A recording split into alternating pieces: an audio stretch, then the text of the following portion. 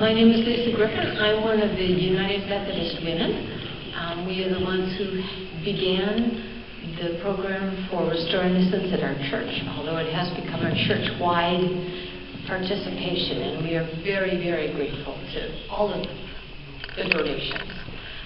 Tonight we have a speaker, and she is from the Love Made Claim. Her name is Natasha Hurt.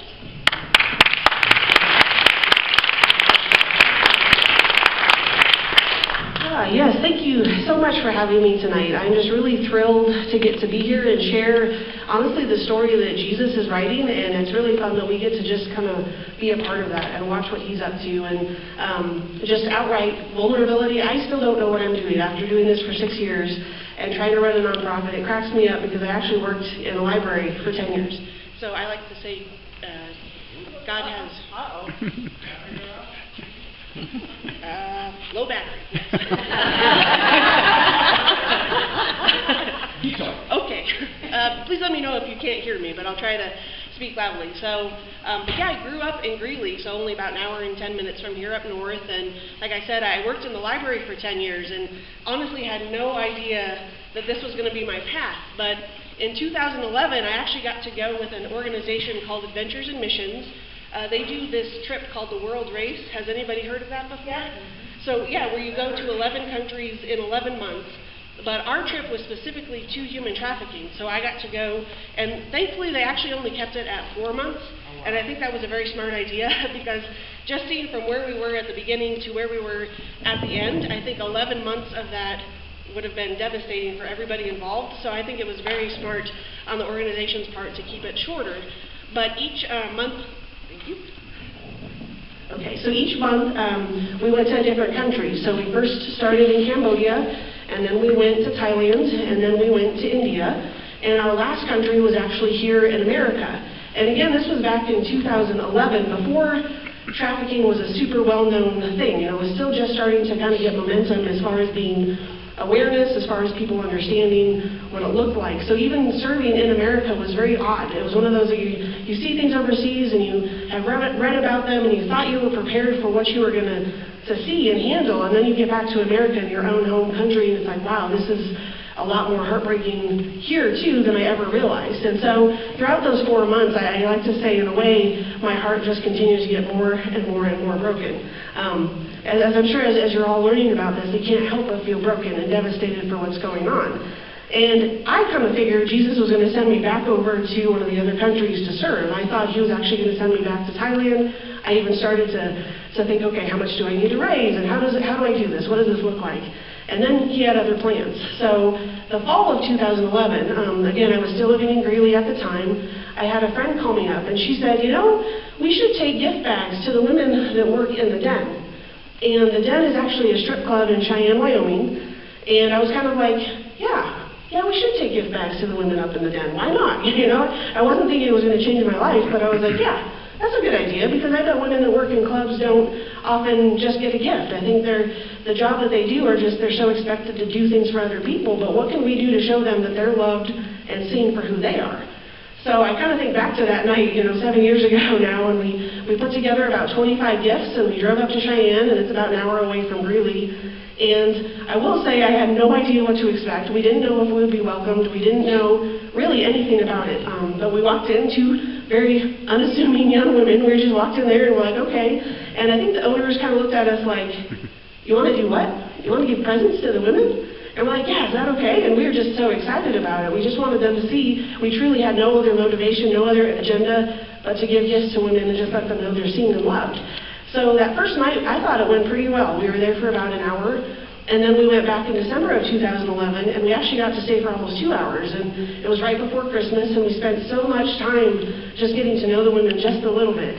And on our drive back to Greeley that night, honestly, that was the night when I felt the Lord say, yeah, you're going to start a nonprofit now. There's something here. You need to do something. And that's when I was like, what? I was like, I just wasn't ready for him to tell me that, because I still in my mind had no idea what I was going to do next with my life, but I knew I wanted to do something. And I think that, you've probably heard the other speakers say that too, it's really important not only to be aware, but to do something, and what does that look like, right? And of course it's going to look different for every single one of us, but I do believe once Jesus puts something in your heart, he has a plan for that. He doesn't let that just go for naught. Like, he has a reason to stir things up in us. So in 2012, before we started Love Made Claim, I actually got to go overseas again, and I served over in Mijas, Spain. I went to this leadership academy, and that in itself still feels like a dream.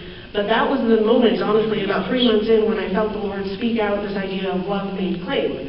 And in case you're wondering what that means, the sex industry is so full of labels and stigmas, and all these things get attached to people, right?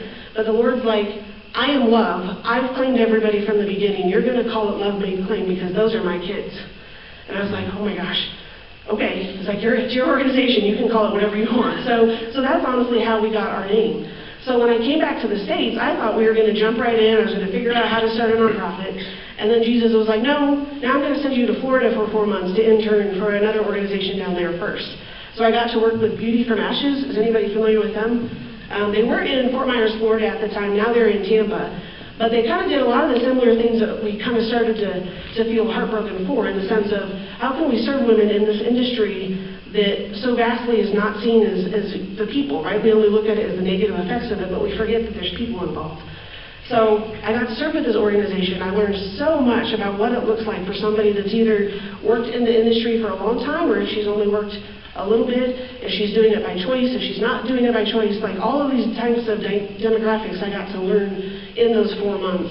And then it was at that point that I came back to Colorado and moved to Denver at the start of 2013, and that's how we were born, essentially. And that's why I still say I have no clue what I'm doing, because I'm honestly learning as I go. I'm just this former librarian that is trying to figure it out. But the one thing I can definitely say is this whole journey is getting to watch Jesus unfold it. So kind of like I started to talk about, we first started not necessarily as an anti-trafficking organization. We started as an organization to reach out to women that work in strip clubs. Because again, in those clubs, oftentimes the women are doing this work, and they're having, customers come and go, and they're only known for what they do. But there's so much power when we see people for who they are. So Jesus was speaking this out to us about, how can you meet the women every month in these clubs? How can you take gifts, show them that they're loved and seen, but then what? And that's the biggest question, right? If we were to just walk in every month with gifts and then have no idea what to do next, we're actually doing a disservice, I think. Because if you offer hope and can't follow through, that's worse than never going in the first place. That was one of the things the Lord taught me. He's like, don't just go in there and say, here's a gift. You have to be ready if somebody calls you and says, well, I don't want to do this anymore, now what? So these last 6 years, that's been one of my journeys, is how do we figure out how to serve women in this business that have to go through so many horrific things and serve them well without approaching them with this sense of, oh, don't do this, or you should not do this, or we need to get you out, because that's not going to work either, right? It's not about trying to pull people out of the business. It's about, how can we love and support you for where you are? And we could honestly have a 2-hour conversation about how trafficking and the industry do intertwine. Absolutely they do. But I can't sit here and say, or stand here, I'm not sitting, I can't stand here and say that it's cookie cutter. I can't say that there's a definition of, this is what it looks like here, and this is what it looks like here. It is so broad and so vast that literally every day I learn something new about this business, and I learn something new about women that may not know that they're trafficked. I mean, I learn things about people that 100% are a victim, but they don't call themselves that, so we actually shouldn't be calling them that either. That's been one of our journeys, because language is such an important piece of this, right? If we were to go into the clubs and were to say, well, you must be a victim, right? You don't want to be doing this. Nobody's going to respond well to that. And not everybody is a victim. Now, I personally do believe no woman wakes up one day just with nothing precursor to it and just decides to do the business. I don't believe that. I think there's always other reasons and why people get involved. But I also don't think it's just cut and dry. This is a victim, this isn't a victim, that kind of thing. So we've actually taken that stance of not calling ourselves an anti-trafficking organization specifically, only because if we use language that ostracizes the very people we're here for, that's going to do a lot of more disservice than it would to help. Now, 100% we've certainly helped people that are in those really tough situations, absolutely. But we can't use these terminologies that would turn away people that might want to reach out to us. So that's been a really interesting journey, honestly, personally, because I thought so many things 6 years ago when we started. I thought it was a whole different ballgame. And like I said, literally every day I'm learning different situations. And again, when we first started, I only saw the strip club side of things, but I'm grateful we actually get to reach out to all the different parts of the industry. So that includes stripping, that includes prostitution, that includes women in pornography. And has anybody heard of the organization XXX Church? Is anybody familiar with them? You've heard me talk about it, yeah, exactly. So XXX Church is actually one of our dear partners. They kind of do what we do in the clubs, except they go to these adult conventions. And there's actually, the next one is here in Denver in about a month. And so they kind of set up their booth and they hand out Bibles and they make t-shirts on the floor and all this other stuff is going on around. But the whole idea is to show up and try to show people that they're loved and seen for who they are. Doesn't mean that we're saying we're pro-porn. By no means is that the sense, but what we are saying is we're pro-people because we believe Jesus is pro-people. So with that, what it means is meeting people right there in the middle of what they're up to and just saying, we love you and we see you and we want to know you for who you are. And so because of that, Jesus has allowed a lot of deep relationships to form. And the only times I get to see them are in these conventions, but I will go to 1,000 conventions if that's what it takes for someone to see that they're loved. And it's between her and the Lord to show her that there might be a better way out of this or another thing that she could possibly do. And one of the women I was mentioning to Pastor Don and to Pastor Stephanie is there's a woman, I won't use her name for privacy's sake, she's the epitome of what a victim of trafficking would look like, but she doesn't realize that. And her story is heartbreaking. I talked to her about 2 weeks ago, and it's absolutely devastating, but she doesn't see herself as a victim right now. She just sees herself caught in a tough situation. And especially with the topic of porn, it's easy for us to talk about, well, we shouldn't watch it, but I'm really passionate about the people in it because every single person matters, and I believe that's what Jesus sees. Now again, it's not condoning the form of it, the entity of it, but what it is doing is saying, we love every single person, and I believe the Holy Spirit does way more than I could ever dream or think, and so it's His job to transform hearts. It's our job to get to show up and say, we love you and support you for who you are as a person. So that's an area I did not know we were going to get to have a role in, but we've been supporting them and being with XXX Church for about 6 years now, and like I said, even this next show is in about a month and right here in Denver, and so as much as I wish the entity wasn't happening, I can't wait to see some of the people I've gotten to know. And it's, again, I wish it should just be in a coffee shop or something like that, but it's like, well, if this is where people are going to be, this is where we should go too, because this might be the only time they see somebody that believes in Jesus, right? So how can we show Jesus even in the most difficult place I've ever been? It's actually, sometimes it's even harder than what I've seen overseas, honestly. But it's worth it because I believe Jesus shows up in these places you wouldn't expect. And again, a lot of people in that side of the business are involved in things that are not great, right? They're involved in not having choice. They're involved in making a lot of money for somebody else. But who are we to sit here and define it as, oh, that has to be a victim, that has to be trafficking? Instead, it's about, well, what's her story? Does she want us to be involved in that story? Does she want us to care about her? And so I'm grateful that we get to meet people literally where they are in that sense. And like I said, we don't try to get people out. It's more about showing them that they're loved and supported. And then on the flip side of that, if they do want to get out, which we certainly have had women say, you know, I've been doing this for 10 years. I'm tired. What do I do now? That's another thing that we get to do is they can call us, they can text us, and we will show up. Sometimes it's one time that they'll want to talk, and then other times we've been walking with some women for years. I'll say the hardest part about that, we like to celebrate once somebody gets out, but that's actually when sometimes harder things even start to happen. Because you can have been in the business for years, right, and that's all you know. Imagine having to step outside of that and then be like, now what do I do? I do apologize, I'd had a video, but I didn't think through about the formatting, so I can't show it. But it talks a little bit about that. But it's one of those things when once people are out, that's great, but that's when another journey begins. And even one young woman we've been working with for 4 years now, she's only 24, she had been involved in a case up in Greeley, and thankfully the trafficker, I think he got 220 years, which was amazing. But again, her life, if I'm being honest, it's still a living hell. And as an organization, as a person, I don't know how to always help her, and that breaks my heart, because she's still not doing well. And you want to celebrate the fact that the guy that exploited her is no longer free, but she's not free yet. You know, she might not be enchained to him, but she's still struggling, and she's only 24. Like, it's one of those, she's barely even begun her life. And I am trying to figure out, as an organization, what can we do to really support? And, you know, we'll do things like grocery cards and bus passes and some of those tangible needs, but that doesn't make her life automatically better. It's a holistic approach that takes literally years and years and years to go through, and I'm still figuring that out. How can we serve better? How can we love better? How can we show up without enabling somebody? And that's its own conversation. But I think I was supposed to share that in the sense of like, we want to celebrate, and I'm so glad that there's more attention to the fact that there are people, being put in jail for what they're doing, but there's still that flip side of it. What do you do once you're out? And that's hard. That's really hard. And, whether it's lack of resources or lack of support, most of the women that we personally work with are not doing any better. They're not doing that well.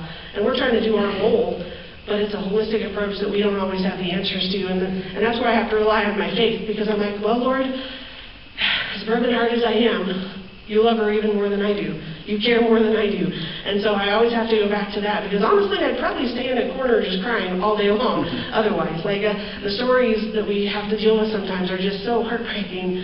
But I love also, though, that they never give up hope, as hard as it is.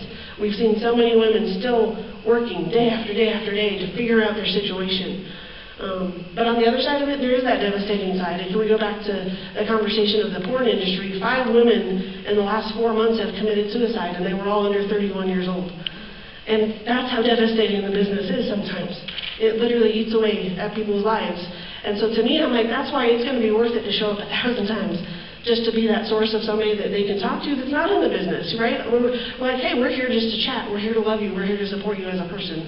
And so that's why I'm so passionate about it, because, again, as much as I care, Jesus cares a bazillion times more. So that's a role that I'm so grateful we've gotten to play.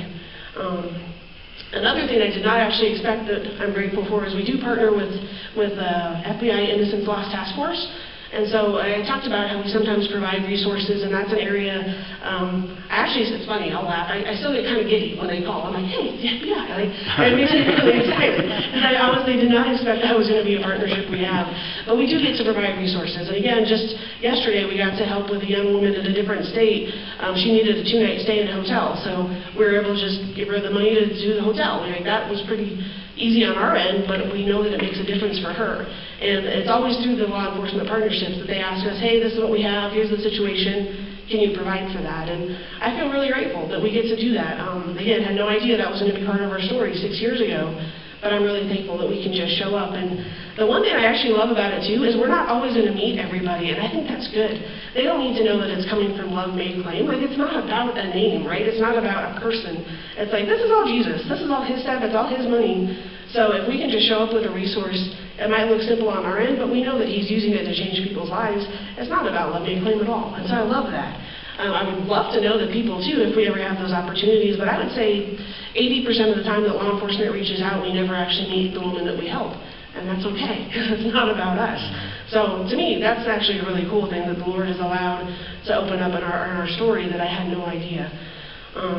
I literally could spend just hours talking about it, so it's definitely my passion and my heart, but I certainly want to allow time for questions, and I know that's kind of just a broad overview, and I know I kind of dumped a whole lot of information in a short amount of time, but I would certainly love, just from what I've already said, if you have thoughts or questions, I would love to talk about that, and yeah, we can go from there. So does anybody have any questions from initially what we've talked about?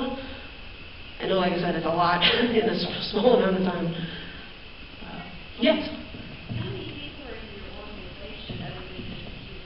Thank you for asking that. So I'm actually still the only full-time employee. I became employed about 3 years ago. I've been raising support from the beginning. So then our board of directors made me full-time about 3 years ago.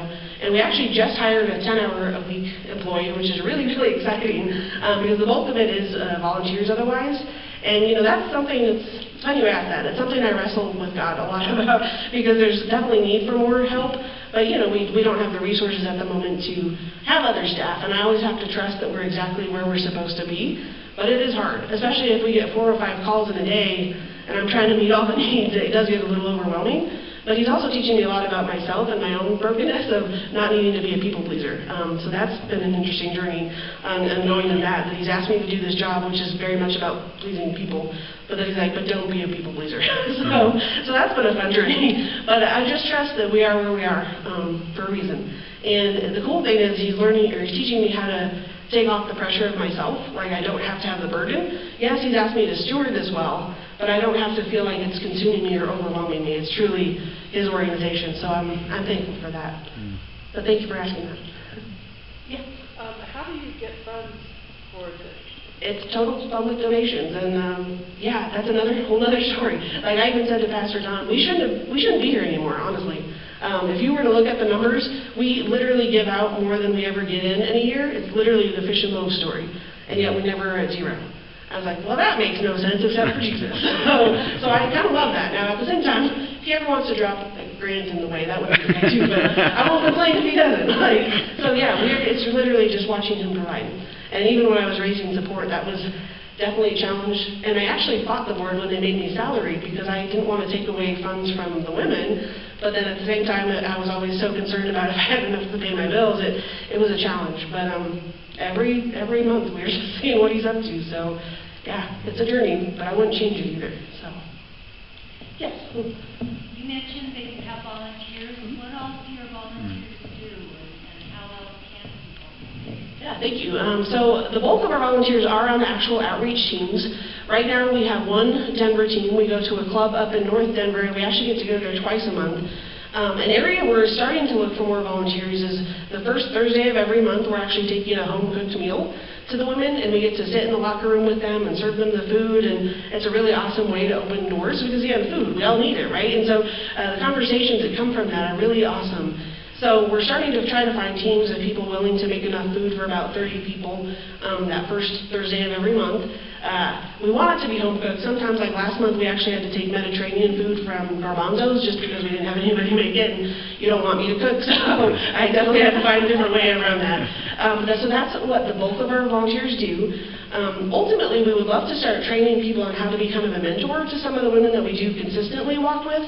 Because again, kind of like this young woman I mentioned, that we've been walking with for 4 years, she almost needs somebody week to week to be with her, and unfortunately, I just can't provide that because, I'm kind of wearing all the hats. And so I would love to partner her with somebody that could call her every week and just be there for her. And she's open to that. I just have to, find somebody. But that's an area we're starting to develop. If that is something that's tugging on your heart, and I know Restore Innocence, they have that same kind of program where it's mentors and Streets Hope here in Denver, all of that kind of thing. If that's your heart to really walk one-on-one with somebody, I would love to get your contact info. Those are kind of the two primary things. We are still developing some other things just as we go. Like we would love to have a more consistent prayer team, because I do believe prayer is 100% the most important thing, but just having people very consistent about the prayer is really important. And then also, if you're ever a crafty type of person, the women love to receive homemade gifts. So we put in things like headbands and jewelry, and again, I'm not crafty, you don't want me to do that, but when we find other people to make things to put into the gifts that we take out every month, that's a huge just blessing, I think, in a way that it shows you're worth my time. And I love that. That's why we love putting in the homemade stuff versus just going to Target and buying more lotion. Anybody can do that. But when you find people willing to make items, to me that again emphasizes that you're important, you matter, you're seen, and you're loved. So that is definitely another area we would love to have people get involved. So thank you. Any other questions? Yeah. Do you work with women on the street, prostitutes, or not? We do, but it's more through referrals in the sense of we don't do outreach to the streets. So sometimes women find us online, just, if they Google things, or if they've been through the law enforcement avenue, then they'll get connected to us. But yeah, at this point we don't do street outreach, and part of that's because most of prostitution is now online. I would say probably 90 to 95% of it. You aren't finding women on the street nearly as much as you used to because the topic is much more well known.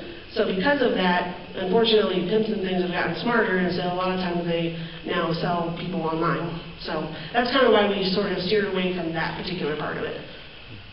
But certainly when people reach out, we help them however we can. And however much they want us to. That's another thing I should actually add. I think part of this kind of work is you have to be really careful not to put people in your own idea of what her story is. She needs to be the one to tell us her story. She needs to be the one to invite us into her life. So sometimes that's a 5-minute conversation. And then other times it's years of, hey, I want you involved. I want you to come to my court date. I want you to be there to talk to, that kind of thing. So that's the other thing I want to make sure we are clear that we're not here to tell people what to do or show them how we think they should live. It's really about supporting somebody in their walk. And actually, I'll share real quick and then I'll get to your question. A couple months ago, the Lord gave me this picture of this idea that you don't stand above somebody that's in the mud and put your hand down, you jump into the mud with them, and then you grab hands, and together you find the stairs. I think that's what this is about, is let's do this together. Let's be on this walking journey together. So. Do you have training for your volunteers? So, like, I know you said that you were looking for mentors, and while I might, that might be something that pulls on my heart, at the same time, I don't want to say or do the wrong thing to cause more harm than good. Yeah, no, thank you so much. That's a great question. And we do, since we're just getting the mentorship program started, we are working on our manual as we speak. But absolutely, there is training involved just because, again, of the sensitivity. And I certainly did not know most of the things I know, 6 years ago. I've learned it from numerous trainings from other organizations, both here in Denver and then also nationally. And it does take a lot of time to learn. And I should also say, too, the best people to learn from are the people that have been there. And I have not walked their journey, so I am thankful the Lord has given us some survivors to speak to and not use their story, but instead learn from them. One of them that I know dearly, she runs her own organization up in Greeley, and she's an amazing woman, and I love her for who she is, and she's also then been able to teach me so much about what this life looks like. So for sure, they're the people that honestly should be teaching all of us, because again, I have no right to sit here and say I know what it feels like. I don't. I'm just grateful that I've got to meet some people that have been there, that are willing to teach us. But again, it's only if they're willing to. I never want to re-exploit somebody by using her story. That just is not cool. So we're always looking to do it from the survivor's perspective. And I should actually add, that kind of goes back to why I mentioned that we don't specifically, like on our public pages, we don't call ourselves anti-trafficking, because again, if we're using language that takes away from the very people we're hoping to serve, we're not going to do her any justice. She's going to see that and be like, well, that's not me. Or if we use all these terminologies that she's like, no, that's not me, it makes sense that she wouldn't want to call us. So we've really been trying to be sensitive. Even like right now, if you looked at our website, I've been trying to think of it, if somebody in the strip club pulled up our website and saw what we said, is it welcoming enough for her to say, I might want to talk to them. So that's how we always try to approach it, from somebody that's there or that's been there, instead of me thinking I know how to do this. Because again, I don't. We're trying to always learn from the people that do know what it feels like. So, great question. So all that to say, I actually think I left my cards back there, but we do have our contact info. If any of this resonates and you want to get more involved, we would love to talk, and so we'll be sure to pass that on. How many people actually call you and say, I want a different life, can you help me? Yeah. There's no standard number, I'll put it that way. It's ranged from, in our first 2 years, maybe one, to over the last couple of years we've had a few more, but usually it's not that they're at that point that they're like, I'm just done. Usually it's this process of like, well, I only want to dance for another 6 months, but when I get out, then what am I going to do? So it's more along those lines. And then sometimes, honestly, I would say out of the bulk number of women that we get to meet, we probably only know 1% of what actually happens. And that's okay with me. Like, we're not here trying to track how many people we help. It's more of like, who knows? Like, we might get to meet her and give her gifts and have conversations with her. And again, 10 years down the road, she might be able to get out of the business, and we just played whatever role Jesus asked us to play in that. But I love that sometimes we actually don't know a lot of that. Now, when they do actually reach out, it's really cool to just get to walk with her in that journey. And again, sometimes she's ready, or sometimes she's already out and is just struggling, or sometimes she's just starting to wonder, well, maybe I do want out, but not now. It's totally a wide range, because what keeps somebody in the business is also vast and also complex. And sometimes they're trying to just provide for their children. Sometimes it's all they've ever known. So it's a scary thing to get out of that business.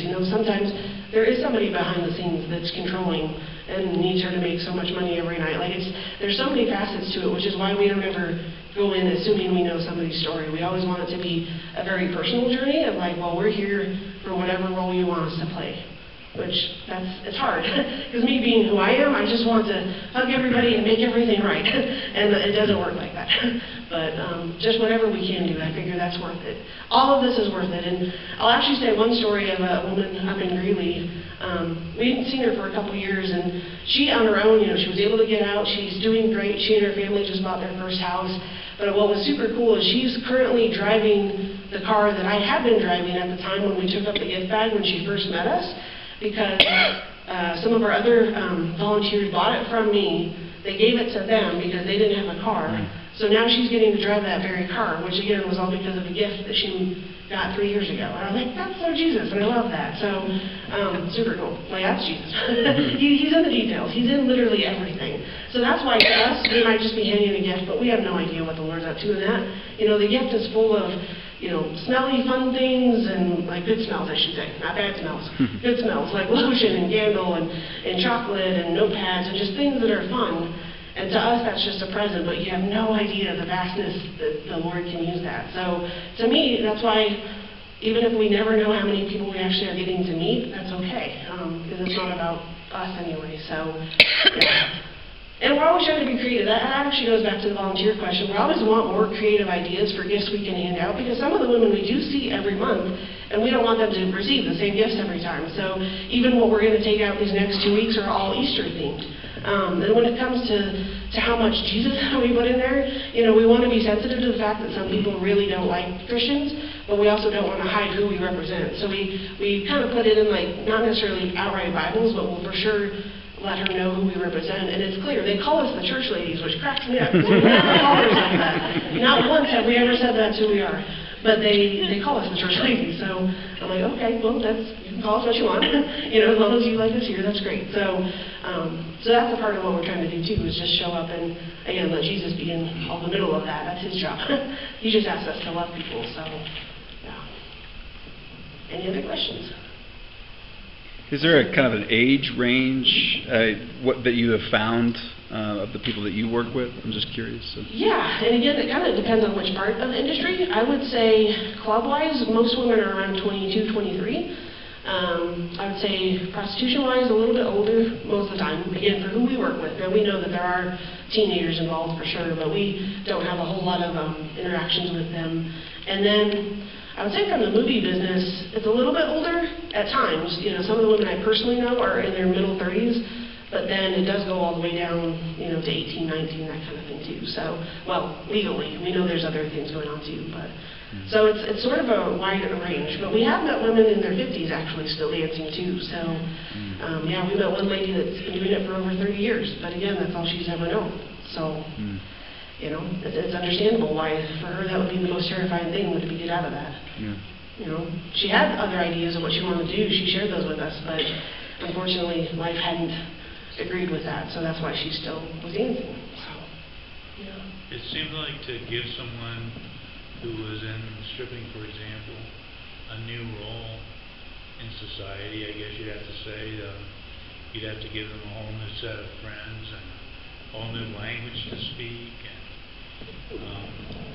It seems like falling back would be so easy, and it's hard to work on.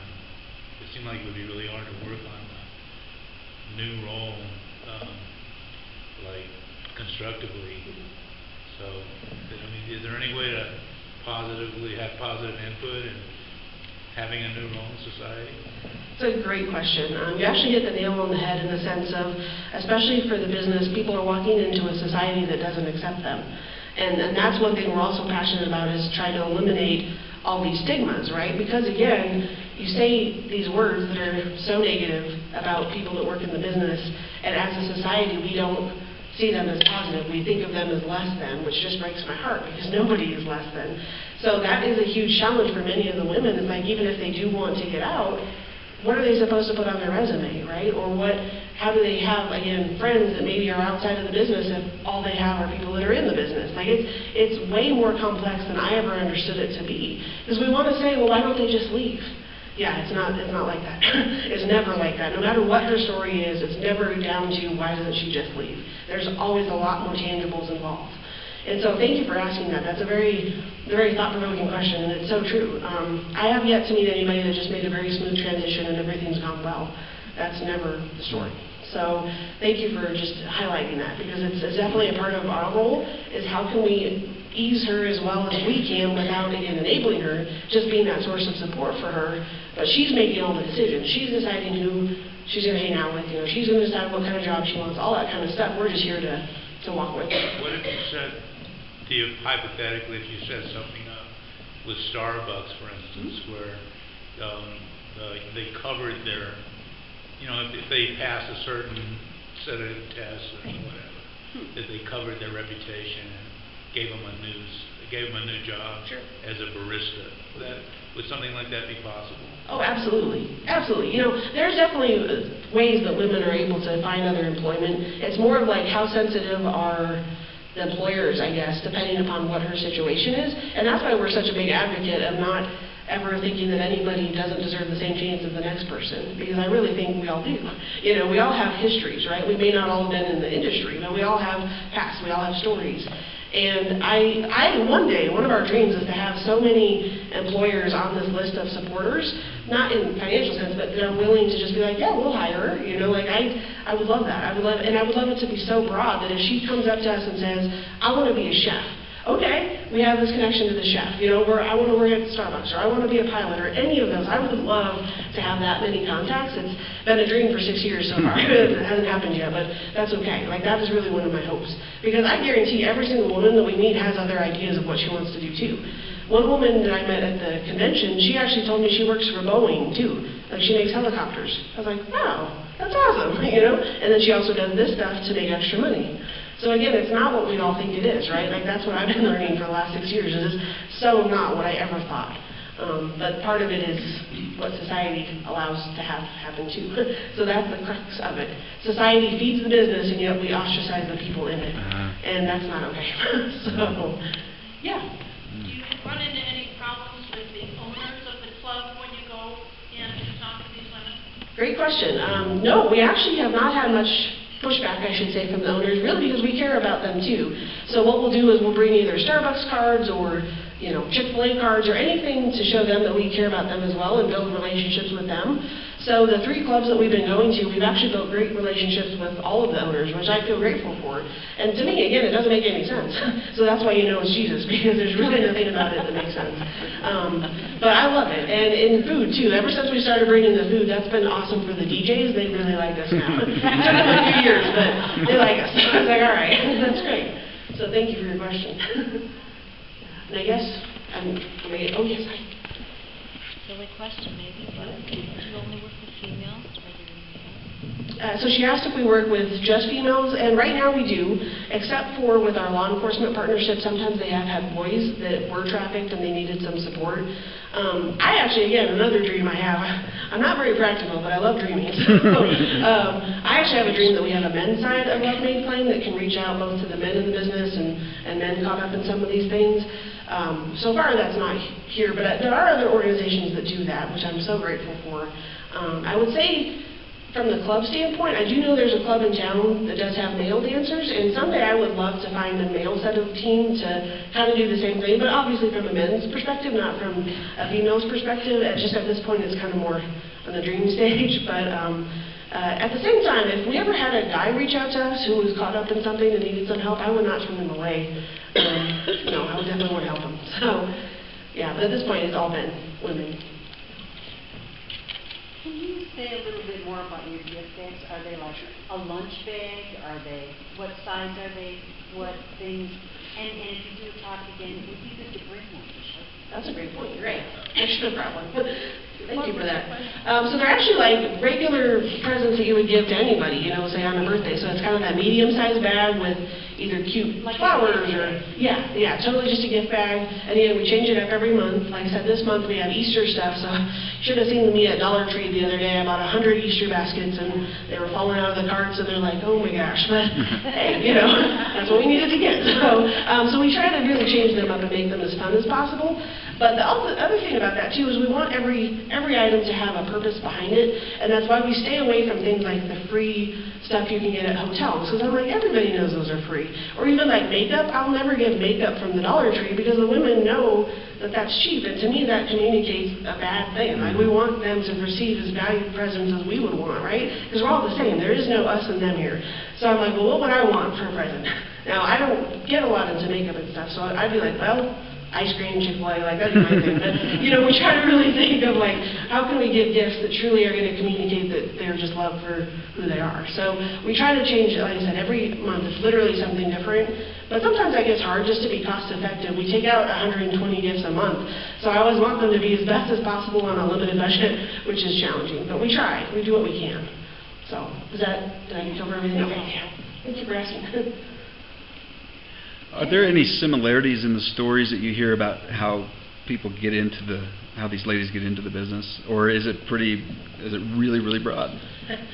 Yes to both. Yeah. I would say it's very broad as far as like the tangibles that lead up to it. And I do think one of the myths is that we assume everybody in the business has been from this horrific past and all these things, and that's not entirely true. Yes, some of those are precursors, but even the woman I mentioned who was a survivor, she actually came from a great background, like totally great. Nothing really happened until she was in her early 20s, had children, her husband left her, and she had no other way to make money, so she had to jump into escorting. Like that was essentially what got her into escorting. So I would say that literally every story has its own tangibles, but then there are some similarities that, to me, if you don't have a great lack, or if you don't have a lot of support, if you have kind of that lack, whether it's through friendship or whether it's through just even knowing yourself or you name it, I think that's a precursor, but it doesn't mean you automatically then get into the business. I just think it's one of those things that a lot of the women do come from, but it's certainly not, again, like I said, it's not what I thought it was. And a lot more women, I think, get in these situations that they really truly don't feel there's any other way, and so it's like, well, I guess I'll just do this, you know. And so I think that's what leads. We meet a lot of women that are actually paying for college by dancing, so that's a big thing that I didn't realize until we started getting involved in this. So again, to me, it's not at all what I thought it was when I first started this. So yeah, so if that answers basically all across the board, it's every different story, yet sometimes there are similarities too. So. And like I said, a lot of them have children too, so they're trying to just support their kids, which that makes sense. I'm not a mom, but if I was a mom, I can't imagine I would do whatever it took to make sure my child is fed. So sometimes, you know, they get in these situations, and that's honestly what it comes down to. So trying to look at it from that point of view instead of, well, why is she doing this? You know, that shouldn't be a question, I don't think. Maybe this will be real quick. How often might you find a couple, a family, where the man is pushing the woman to get into this to help? You know, maybe he's not as productive as he ought to be, or she's controlled by his desire to push her to do this when it's really not what she wants to do. Personally, I can't say we've had a lot of those stories. I can only think of a couple that I'm familiar with over the last few years, but for the most part, if that's the situation, we don't ever hear about that. Because again, a lot of times people don't want to even tell their stories until they actually think they can trust us, and that takes years. That's why we try to be consistent going to these same places every month, because again, if they haven't had the ability to see that we're trustworthy, it makes sense that she wouldn't want to tell us her story. I know I wouldn't want to do that to a stranger either. But I would say it's probably a smaller percentage on that type of story in the sense that there's a husband. I definitely think boyfriends, that's a whole other story. Just probably what you've heard from other speakers too, that's kind of a phrase a lot of women use, and it could actually mean her pimp, but she calls him boyfriend, so we just don't know. Like that's why I think there's a lot of things that we'll never know until she shares it with us. So, but it's a great question. Thank you. Okay. Oh yeah. Sorry, one more question. Oh, no. Do you feel like the women that you're seeing are the same women, or do these women move around to the different clubs? Yes, it's both of that too. I would say depends on where we're at, which club we're at, but one of them definitely you see a ton of turnover, and I've never quite understood that. We only see some of the same women maybe a couple months in a row, and then it's a lot of different women, and then a couple of the others that we go to are actually pretty consistent. So that's the thing about the industry. It's got its own tangibles and its own variables, and we barely even have scratched the surface of it. Even after 6 years, we hardly know anything. So that's kind of why we're always in this constant learning stage on how to serve better and more effectively, just because it's so vast. And I wish it was not. I wish it was a lot more cookie cutter, because then we could feel like we could figure out how to help better. But it's really broad, honestly. But thank you. Well, for one, you are, in your organization, are doing really the hard work of love. And thank you tonight for revealing to us who Jesus is. You've inspired me with that. So could you help me thank Natasha?